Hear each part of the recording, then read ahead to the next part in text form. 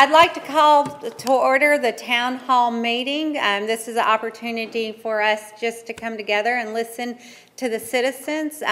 You may come up and speak. There will not be any certain order, so we'll give you an opportunity. But if a couple people get up at the same time, don't worry, we'll get to everybody. We're here as long as y'all want have something to say. So with that being said, if I have anybody that would wish to come up and share thoughts, opinions, future visions, this would be your opportunity. First to read somebody else's. I'm reading a paper from Ken and Sharon Andrews. She brought this to my office this afternoon and asked that I would read it for her. And I'll do my best and put my glasses on. She says, "My name is Sharon Andrews. I live at 2542 Fairview Boulevard. We moved here in October of 1977. We raised 2 children here. Our daughter and her family live here presently on Cox Pike. I would like to let you know for a few of our concerns. We plan to retire soon, and we want to know what to expect for our future, our children and grandchildren's futures. We are proud to live here and have many friends here. We are most concerned about the budget. We would like to see a balanced budget for next year's budgets. We are concerned that we have no reserves built up. The last 5 years, we were in a negative and used the reserves to balance the budget. We are concerned that there needs to be a good plan in place for the future. We are concerned about new businesses moving in and the old ones moving out. We're concerned about new housing being built and losing the rural feel of our town. We're concerned about the traffic and how it will affect us in the future. I'm concerned that the city employees and their departments don't have the funds they need to do their jobs. I respect all the city employees, the police and the fire department, and the BOC board members and all the boards, even if I don't always agree with everything that's done. I think it is bad practice to rob from Peter to pay Paul and move money around this way. I also think some of robbing other funds like the park and the tree funds, it's bad business practice to take money from a business for something, then use it on something else. It feels like cheating and lying to me. I think we need to make sure all the needs are met first, then the wants. It's a shame when we can't pave streets. We may lose grant funds. We can't keep the playground up to safety standards and provide fire equipment for the fire department, and are talking of layoffs and cutting services. I'm disappointed that there are some leaders don't recognize that we are in a very critical financial situation. I think Mr. Tom Daugherty has done a great job since he's been here. Would like to thank Mrs. Brooks for her input. I'd like to see us take their advice and listen to some of the solutions. I really am concerned that we may be close to bankruptcy for this city if some things doesn't change. I hope that all the board members and the city officials will work hard to make things right for a prosperous and great city. Thank you for your time. I'm unable to attend this meeting in person due to working at night. Ken and Sharon Andrews. And that's from Sharon. I would like to add for myself, Henrietta Hall, a couple of ideas that, I realize that I've lived here for 30 years or more, and I haven't always been a great citizen. By that I mean I haven't watched what was going on in town. I went to work, or my husband went to work, and I stayed home with my son and raised him. And I guess that would have been a time for me to get involved in the city, but I didn't know what that meant. And nobody in the city, I didn't know them. So how would I be encouraged to be in the city, to know what the city did? I don't know how I would have. But for some reason, because of the grace of God, I opened my eyes and I saw that some of the votes that I had made based on, I don't know what for, I regretted.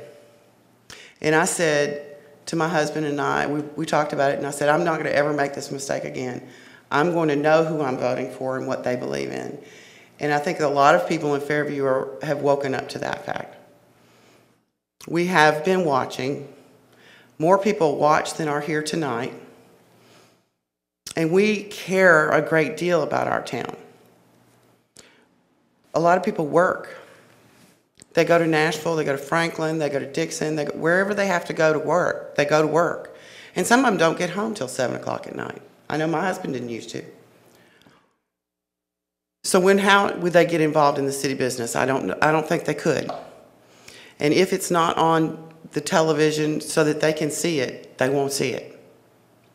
And in the past, it didn't used to be.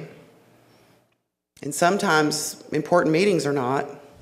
And I'm thankful, very thankful, that they are being put on TV now, that they're on the internet, that there are ways for us to be involved, even if we can't be in this building all the time, for you all to see us. But I guarantee you there are more people watching you than are in this room right now. They would fill this room and double it. I don't want you all to forget that. There are a lot of people in Fairview who love Fairview. They want it to be an awesome place to live. They want to have great things. I don't think they all understand how those things come about. You are not in control of what businesses open up here. I know that. Some of us know that. Some of them don't. They don't get it. But the reality is, for businesses to want to come to this town and open up shop, the city can do some things to help us. My husband used to work in Franklin, a great big service place. I'm not going to name him. And he made a lot of money. When we decided that we were going to buy the shop from Henry Singer and take over and open Hall's Auto Service and Repair, we took a great big cut in pay. It was a risk. We felt sure, because I had done the market research that it took to find out how many cars were in Fairview, how many customers would we have, how many potential customers. This is what a business has to do to figure out, will it be worth us doing business here?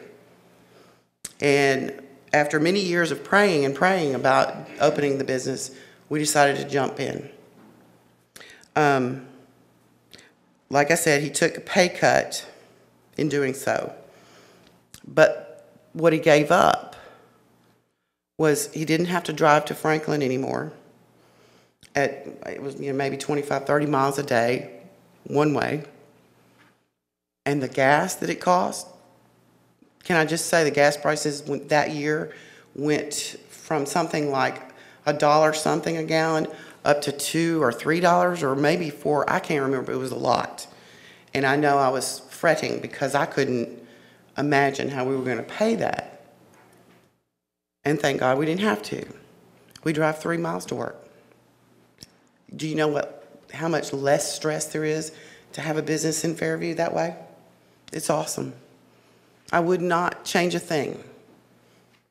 But being in Fairview we don't make as much money here, but it doesn't cost us as much either.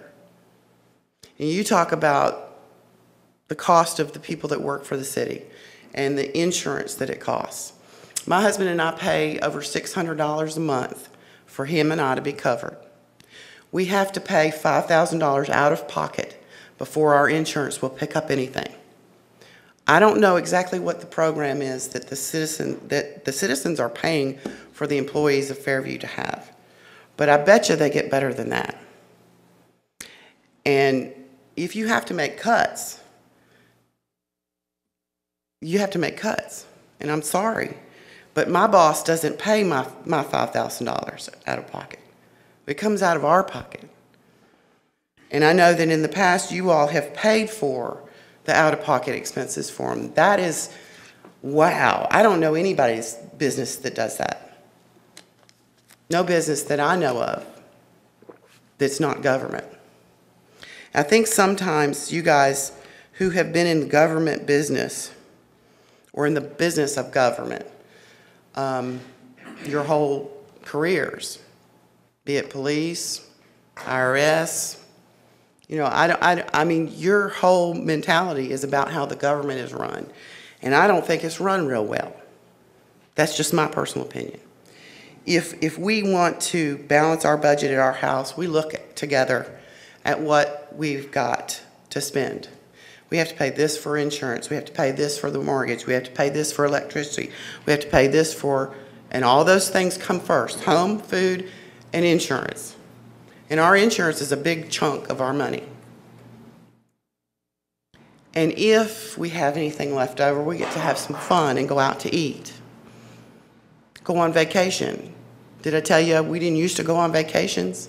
Because we couldn't afford it. I haven't bought a new car since the year 2002. Why? Because that's not an expense I need to spend. I drive a car that works perfectly good. My husband takes good care of it, and it goes. And it will go till it can't go anymore. Even though I would like to have a new Lexus. And it sure does smell good. It's not what I have to have. And it's very frustrating for people who do this, who put aside, I have delayed gratification my whole life.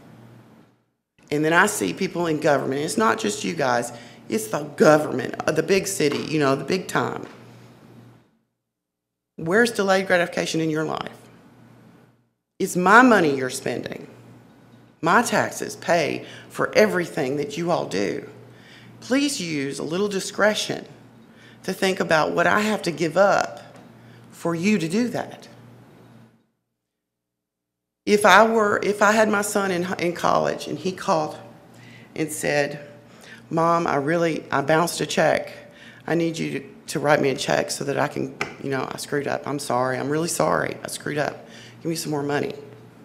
Okay, son, I'll give you some money this time, but you better be more careful because I'm not money bags. There's a limit to what I can do. I'm already paying your tuition, right? Well, after he does it 2 or 3 times, guess what Mom and Dad have to say to him? "I'm sorry. You're going to have to pay the piper. The money's out." My concern is that, you know, you're going to want to come and ask us for more money.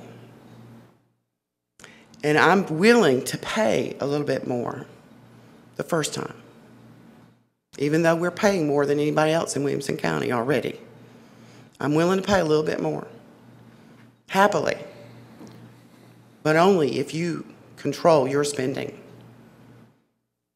And we cannot afford, if we want businesses to come to Fairview, we want families to move to Fairview and be confident in our city government, you've got to get your bootstraps up and start making some cuts in your own pocket. If that means you say, okay, what it tells me is if you were serious, and all of you, all the boards in Fairview that make money, you decide to take a pay cut. That tells me a lot about your commitment. If you're willing to cut your own pay, even if it doesn't make but a dent in the bucket, it says a lot to me as a citizen of this town that you are committed to make changes. And if you are on the board and you receive the money from insurance, you have no vote, in my opinion. You have no right to vote. If you have family that is in there and you're doing it, you better not vote for that. I don't care if it's bad or good. You don't have a vote. It's not right. You aren't supposed to speak on it.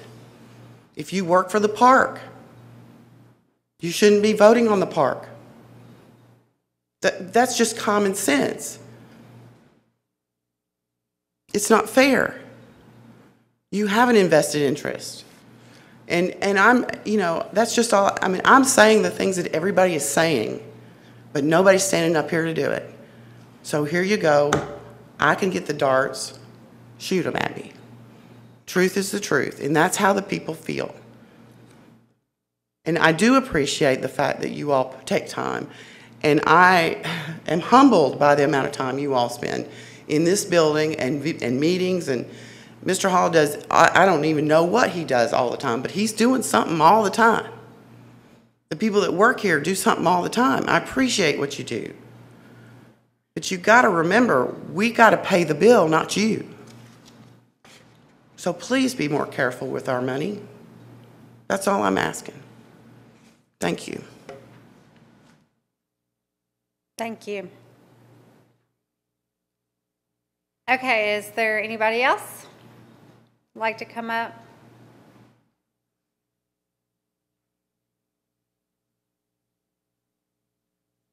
I'm going to do my usual and read my letter. I want to give an analogy of how we got to the place that we're in. There's a family that makes $100,000 a year, and I know that's not a normal salary, but it's easier to illustrate. They inherited $50,000 from Grandma when she died. Since he expected to get a promotion soon, they decided to take Grandma's money and put their son in Innsworth, the school down the street. Unfortunately, the recession hit, and he didn't get a promotion, but they were okay because they had Grandma's money. After a couple of years, when he still didn't get a promotion, they made the decision to keep their son in Innsworth and add it to their credit cards. After 5 years, they needed a new car, so they got an expensive one because they thought they could afford the payment. Now they have $50,000 on their credit cards, and they have a car payment. The recession has not ended, nor has he gotten expected raises because business was slow. They had to make the painful choice of removing their son from Innsworth, continue to drive their car for 10 years, no vacations, and no eating out. This is where we are as a city. We built up our police force to a level we thought appropriate. We went from a volunteer fire department to a fully staffed one. We expanded our park system, which has to be maintained. We are now $500,000 to $600,000 in the hole, and we have no reserves. None of this was done with malicious intent. It all seemed reasonable, and we were going to grow, so we were going to get ahead of the curve. Unfortunately, we didn't grow fast enough to save us, and now decisions have to be made. Thank you. Thank you.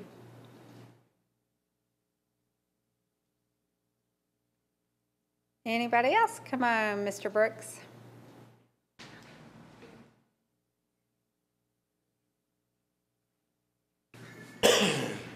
I promise you this wasn't planned. I wasn't going to say anything tonight. But I want to reiterate a point that I tried to make before. I watched the end of the last meeting that we had, and this is directed mostly at Mr. Sutton and Mr. Bissell. But Tony, in discussing the wages of the police department, said, well, do you know how much a sergeant makes in Metro? That's irrelevant to us. I didn't say that. What did you say, sir? You know how much a police officer makes in Metro? Do you know how much a police officer makes in Metro? I stand corrected. Still irrelevant. We're not Metro. Alan talking about the the insurance package. We have a good insurance package. He wants the best for the employees. That's good. Do you know what they get in Brentwood and Franklin? Irrelevant. We're not Brentwood. We're not Fairview. I'm sorry. We are Fairview. See, I get all excited. The point is, and I said this before, we have to have services appropriate to our income. not because we want to be as pretty as somebody else, but because we can sustain what we have with our tax base. And I know we live in Fairview. Thank you.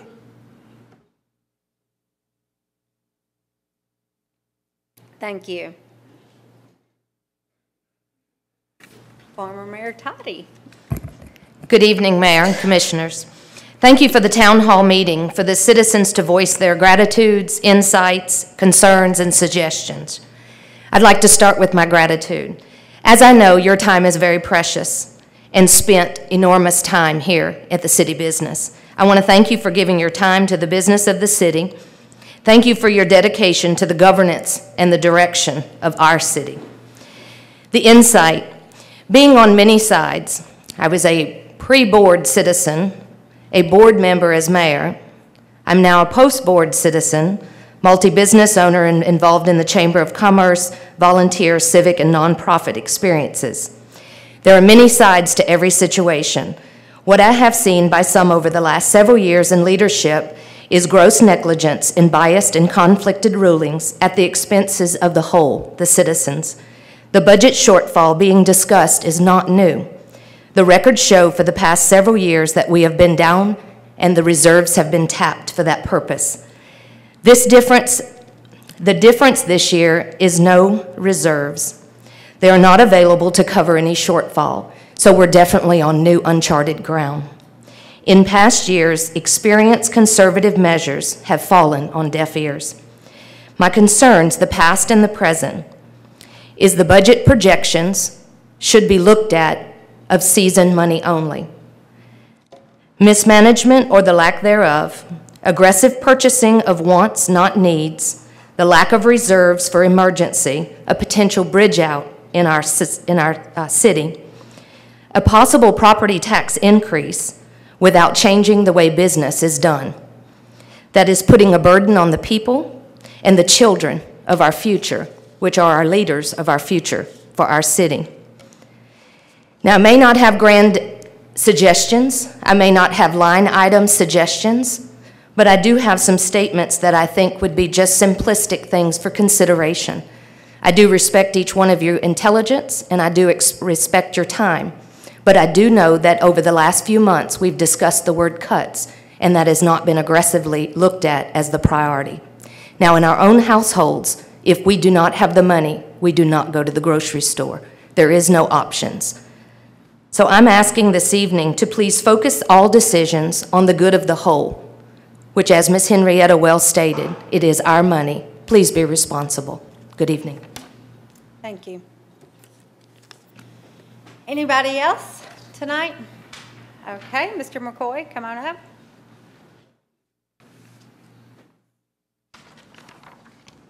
I just had a few things to say. I'd start with some appreciation as well. I've been highly encouraged and grateful, thankful for some of the recent votes that we've seen on the BOC over the past 30 or 60 days. The explicit restrictions on BOC members contracting ordinance work with our city attorney without majority consent. I'm grateful that that has come forward and passed. The capture on video of all public meetings so that working, tax-paying citizens can watch the actions of their representatives, even if we cannot always attend meetings in person. I'm grateful for that. The recent discussions just this week, and hopefully more thorough economic review of our city's health benefits selection. Grateful for that. That was a great discussion. Our city faces some unfortunate financial challenges ahead, brought about not by unforeseen circumstance, not by natural disaster, but by the refusal to permit basic analysis of the drivers that rooted past decisions. We can and we will, as a city, recover on the long term. The near-term question I have is this: will the continual obstructionism against fiscal responsibility end with this budget cycle, or will the citizens be forced to wait until 2016? Thank you. Thank you.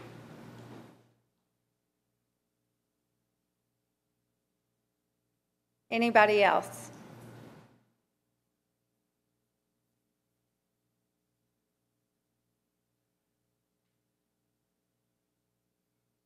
Feel the clock a ticking. Okay, would any of the commissioners like to speak?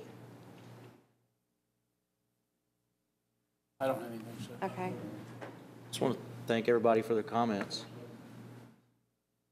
Okay, with that being said, I would like to also say thank you for coming. I know it is difficult when you have a long work day and then showing up to the meetings, and, you know, appreciate everybody being concerned, because it is important, because when we're out here trying to make tough decisions, it's a lot, well, at least for me, it's always meant more to actually have citizens to look at and know that the decisions I was making would affect them. So it's different when either your audience is, or it's empty out there. It's real easy to focus on what's going on here, but then as discussions go, just being able to see the faces of the people.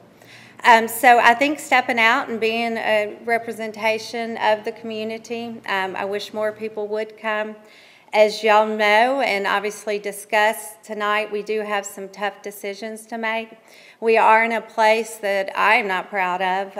It's not what my core value is, but this is what we're in. So it's up to us to try to fix it. I know there's going to be decisions made that aren't going to be favorable, but I know that your hopes is that your representatives, the Board of Commissioners, will put their own self-interest aside and make those decisions for the good of the community. So just keep us in your thoughts and prayers as we make decisions, and hopefully can move forward and get a good, sound, responsible budget and try to dig our way out and rebuild some reserves. So as we move forward, I just encourage you to, you know, do what you're doing, show the encouragement, realize that this is a tough place to be. Especially, I haven't always been one that was for spending. So to sit here and know the citizens are looking at us as a board is painful, because you're saying that, you know, we got you in this mess and fix it. I understand it's the position of the job. So, I mean, we're a group and y'all understand the majority and all that. But it is painful. I lose a lot of sleep over it. And I worry about our city staff.